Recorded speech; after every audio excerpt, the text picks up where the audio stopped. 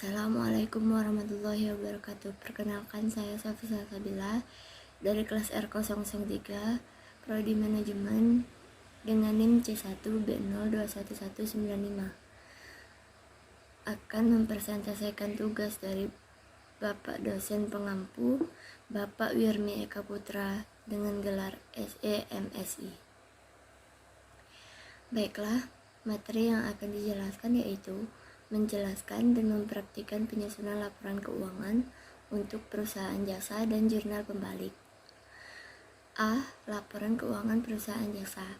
Laporan keuangan adalah hasil dari proses akuntansi yang dapat menggunakan sebagai alat untuk berkomunikasi antara data, keuangan atau aktivitas suatu perusahaan dan pihak-pihak yang berkepentingan dengan data atau aktivitas perusahaan. Adapun laporan keuangan terdiri dari 4 jenis laporan keuangan utama, yaitu: pertama, laporan laba dan rugi atau statement of profit or loss. Yang kedua, adanya laporan perubahan modal atau laporan perubahan ekuitas ataupun laporan ekuitas. Yang ketiga yaitu ekuitas pemilik atau statement of change in equity. Yang ketiga yaitu neraca atau statement of financial position. Yang keempat yaitu laporan arus kas atau statement of cash flows. Laporan keuangan pun memiliki komponen seperti berikut. Yang pertama, nama perusahaan, pelapor atau identitas lain. Yang kedua, cakupan laporan keuangan. Apakah yang mencakup hanya satu entitas atau berapa entitas?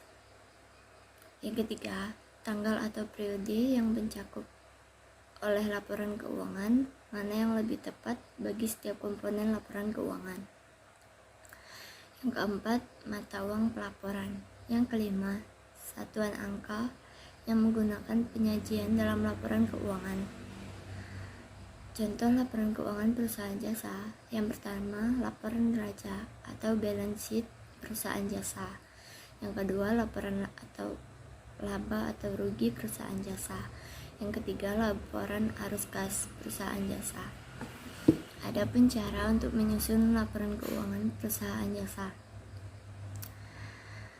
Langkah pertama yaitu menentukan laporan keuangan utama perusahaan jasa. Langkah kedua, membuat laporan neraca. Langkah ketiga, membuat laporan laba atau rugi. Langkah keempat, membuat laporan perubahan modal. Langkah kelima, membuat laporan arus kas. B. Jurnal pembalik. Pengertian jurnal pembalik adalah jurnal untuk membalik jurnal sesuai yang menimbulkan akun neraca. Jika tidak dibalik, maka akan terjadi akun ganda. Adapun fungsi jurnal pembalik yaitu mempermudah pencatatan transaksi pada awal periode akuntansi yang baru, terutama yang berhubungan dengan ayat jurnal penyesuaian. Adapun menyederhanakan penyesuaian jurnal pada periode akuntansi berikutnya. Jurnal pembalik dapat memberikan manfaat bila perusahaan ayat jurnal yang jumlahnya banyak.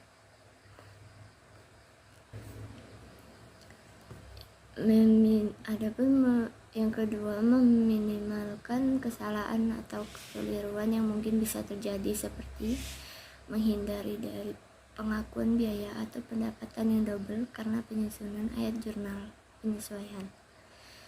Adapun akun yang membutuhkan jurnal pembalik yaitu: A. Beban yang masih harus dibayar. B. Beban yang baru di muka atau jika tercatat sebagai beban. C. Pendapatan yang masih akan diterima. D. Pendapatan yang diterima di muka atau jika tercatat sebagai pendapatan. E. Pemakaian atas perlengkapan atau bila tercatat sebagai beban. Baiklah, materi yang terakhir, contoh transaksi jurnal pembalik. Yang pertama, beban dibayar di muka. Yang kedua, pendapatan diterima di muka. Yang ketiga, beban yang belum dibayar. Yang keempat, pendapatan yang belum diterima. Baiklah, sekian dari saya. Wassalamualaikum warahmatullahi wabarakatuh. Terima kasih.